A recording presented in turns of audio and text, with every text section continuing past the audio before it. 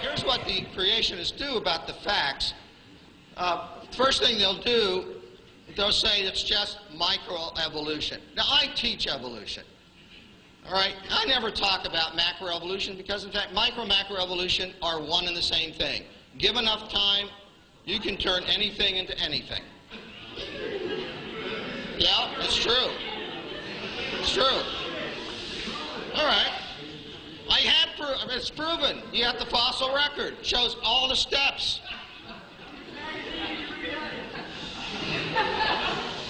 All right, so typically what the creationists do, they'll deny the existence of tens of thousands of transitional fossils. Go to a museum, look at the fossils yourself. They're there. First of all, fossils don't prove evolution, okay?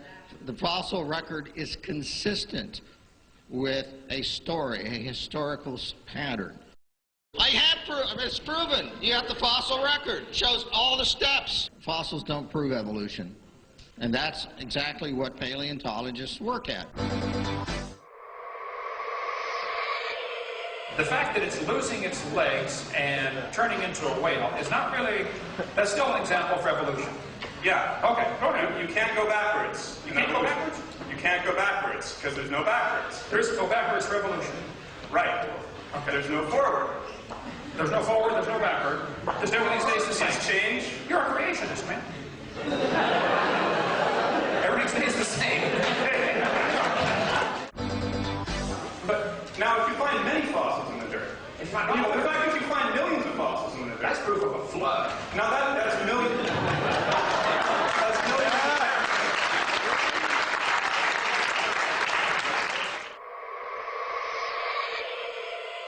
We have a very good set of bones saved from fossil records showing that the whales evolved through a long period of time from animals that were on land to animals that are in the water. We have that evidence. And to say we don't have it or to say that we're lying is disingenuous to this audience. I don't know if I can help if you can't get this, but no fossils count as evidence for evolution. Well, first place, there's not enough to tell what it is. Secondly, you don't know that that is the ancestor of anybody. You don't know that that animal had any kids that lived. It is absolutely impossible to use any fossils at all as evidence for evolution.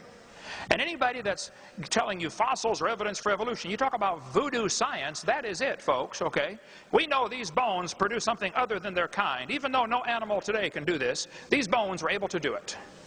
That's absolute voodoo science. That's a good word. I got to use that one from now on. I appreciate that, okay?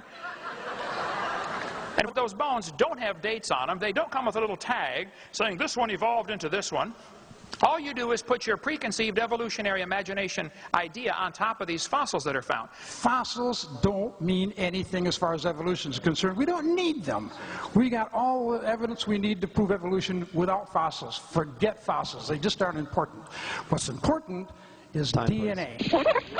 We have a very good set of bones saved from fossil records showing that the whales evolved through a long period of time from animals that were on land to animals that are in the water. Fossils don't mean anything as far as evolution is concerned. We don't need them. And to say that we're lying is disingenuous to this audience. And evolution, regardless of what Dr. Hovind says, is very much a part of that tradition. We are constantly revising. Tradition? You don't have to trust tradition. I mean, come on, there's different traditions all over the world. But we can trust science because science should be the same all over the world. You start from very simple life, and eventually you get everything that we have around us, from elephants to alligators to chimpanzees and everything in between. According to Chen, the fossils he's discovered turned Darwin's tree of life upside down. Darwin's tree reverse concept very unexpectedly. Our research convincing major phyla starting down below at beginning of Cambrian. Base is wide, gradually narrow, so this is almost turned down different way.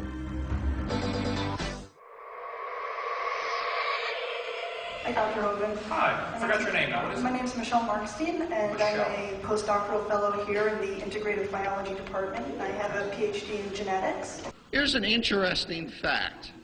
If you take and look at what's inside that banana and those dogs, they're awfully similar. Now, do you believe dogs are related to bananas? Ultimately, yes. Ultimately, yes. Okay. You're saying, as a postdoctoral fellow. There you go. But you don't need to say doctor in front of my name. I'm pretty secure about it.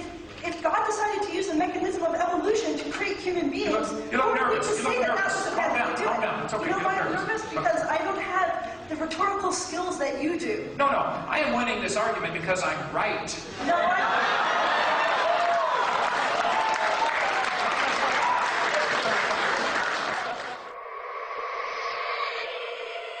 Does that prove common ancestor, or could that prove common designer? That's where you're wrong. I think it does not prove conclusively. It supports the view of common ancestry. Why doesn't it support the view of common designer? Well, why would it support the view of a common designer? Well, why do all motorcycles made by Suzuki, Honda, and everybody else have 2 wheels, and all cars have 4 wheels? It's a common design. Machinery is a horrible example. This has nothing to do with living things. Explain to me what this has to do with the common designer, because I really don't get it. I'm sure you don't get it, but I'm going to try to help you. The similarity between a Honda Prelude and a Honda Accord are pretty striking. Yes, they're from the same maker, Honda. You got the point. You got the point. I do get the point. I believe in Christ. I believe he created certain things, but do you believe it's possible that wait. Do you believe it's possible that humans and apes have similarities because they simply have a common designer? Is that a possibility? That they're not even related, they're just the same guy designed them all? That can be a possibility, yes. What evolution do we have? What can we see? What examples do we have of evolution, regardless of the conditions, fast or slow? Please name your best one. Well, we talk to the fossil record, and we talk to the obvious existence of extinct and ancient life forms that have all the appearance, unless you believe a very complicated conspiracy theory, they have all the appearance of being millions of years old, right?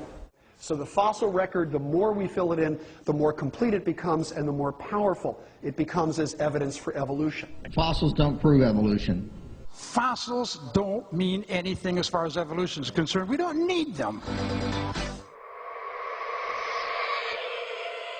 If people have lower back pain, that would not be proof of an ape-like ancestor, and that would be the opposite of evolution.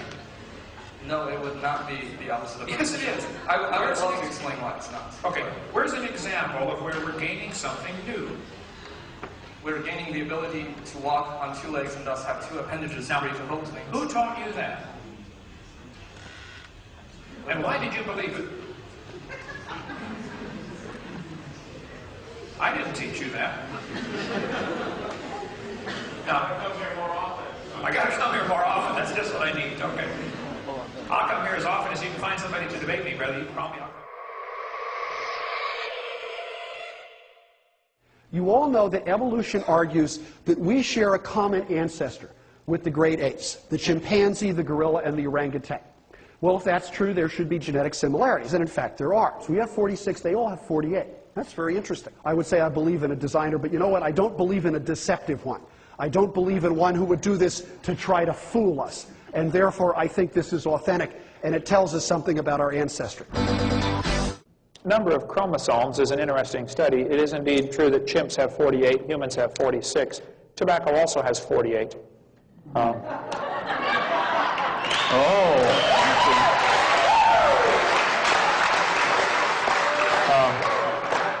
Amoebas have 50, and they say we came from an amoeba, yet they've got more chromosomes than we do.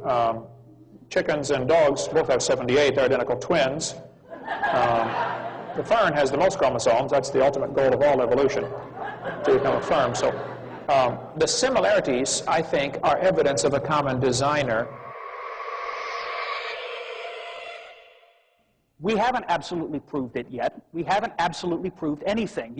I ask you, don't believe me. You don't have to believe me. You don't have to believe him. You don't have to trust authorities, even me.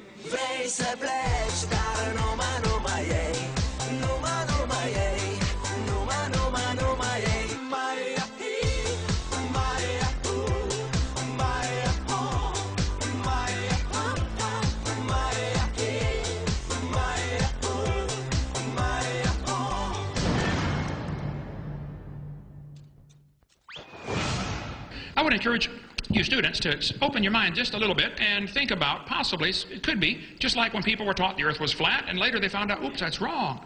And somebody taught, oh, well, big rocks fall faster than little rocks because Aristotle says so. That was taught for 2,000 years, and it's wrong. And some of you are being taught in this university that you evolved from a rock 4.6 billion years ago. Well, it's wrong. You were designed by an all-wise, super-intelligent creator who loves you and would like to forgive your sin and take you to heaven, but if you want to go to hell, that's your business, okay?